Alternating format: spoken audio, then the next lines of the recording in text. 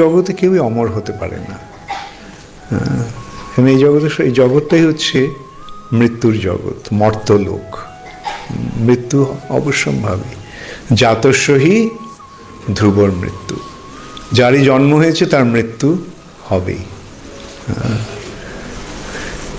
তো কিন্তু যারা আসরিক ভাবাপন্ন তারা সেটা বুঝতে পারেন না, তারা সেটা মানতে চায় না।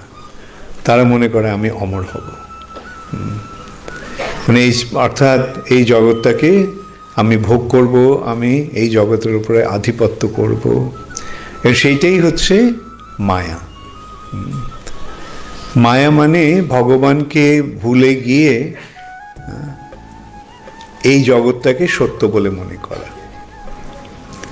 মিয়তে অনয়া, যা নয় সেটাকে সত্য বলে মনে করা। মায়া যা নয়, মা মানে না আর ইয়া, যা নয় কিন্তু তাকে হ্যাঁ, তাকে হয় বলে মনে করা। প্রকৃতপক্ষে এখানকার যা কিছু সেগুলো কোনোটাই ঠিক নয়।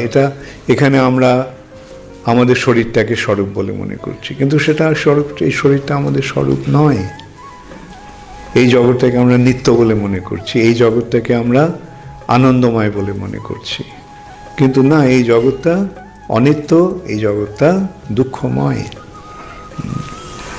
এই যে জগতের পরিস্থিতি, সেটাকে যারা বুঝতে পারে তারাই হচ্ছেন বুদ্ধিমান।